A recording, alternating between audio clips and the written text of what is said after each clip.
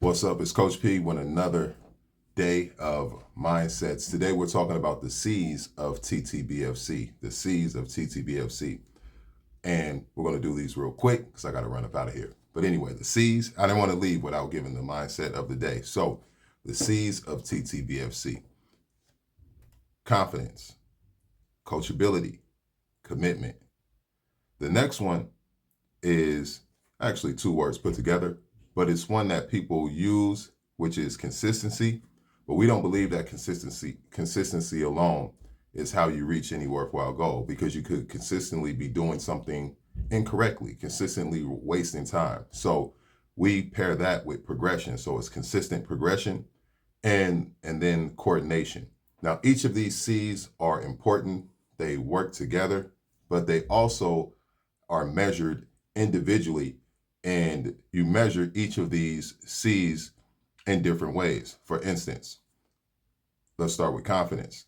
Confidence is measured in your ability to kind of like self-coach yourself. If you think about it with logic, being able to self-coach yourself, and times where you feel like where you might have doubt.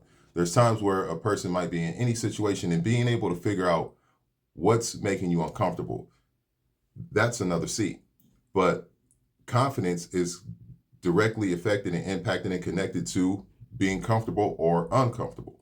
So when an individual has the ability to process and truly figure out what's making them uncomfortable, they can indirectly or directly increase and improve their confidence. So again, your confidence is affected by being comfortable. If something is making you uncomfortable, being able to figure out exactly what that is and address that with a logical mindset will actually turn into confidence, which will turn into a better performance. Because the more confident you are, the better your performance is, the better opportunity you have to learn and improve a skill set.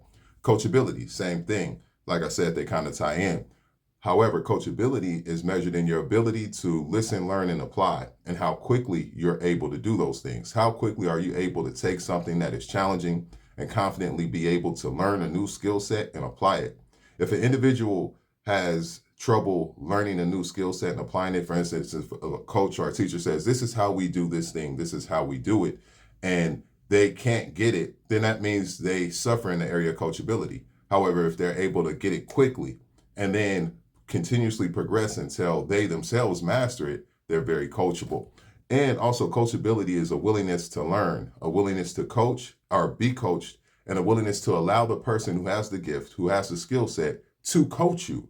That's also being coachable. Some people are unwilling to be coached and allow a person who has the gift and the skill set to utilize that skill set to coach them. So, willingness to learn and be coached.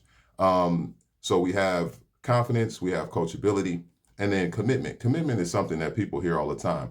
But when we say commitment, we're talking about making a commitment to your goals specifically.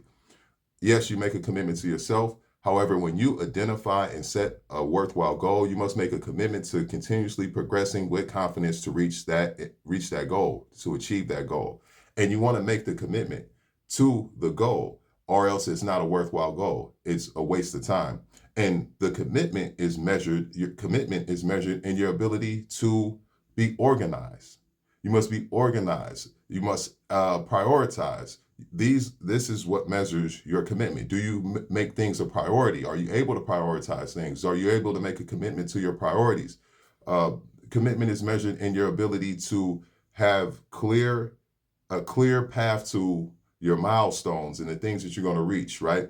So you want to make sure that your commitment to your goals is clear, concise, organized, and you prioritize. Next, we have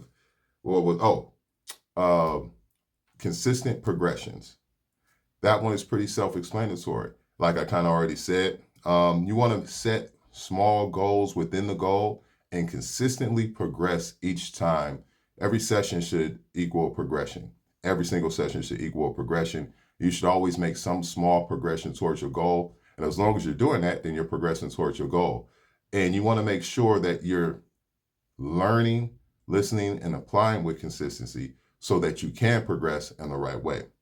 And then coordination. I know it sounds very simple, And people are like, yeah, but a lot of people struggle with coordination. It's a real thing. A lot of people have a lot of struggle with their coordination, just like balance.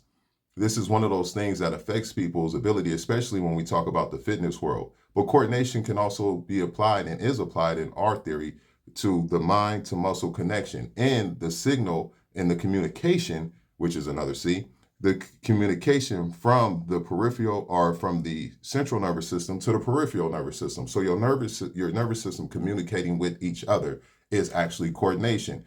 And if the signal is not confident, if the signal is weak, like a weak Wi-Fi signal from the central nervous system to the peripheral nervous system, it can affect the coordination. It can affect the motor skills and the mechanics of the body. So when performing, which is science, when performing exercises, which are science-based, coordination definitely plays a part in that. It's not just athleticism, which the more coordinated you are, the more athletic you will be, but it's also with everyday functional movement patterns like squatting. It requires coordination.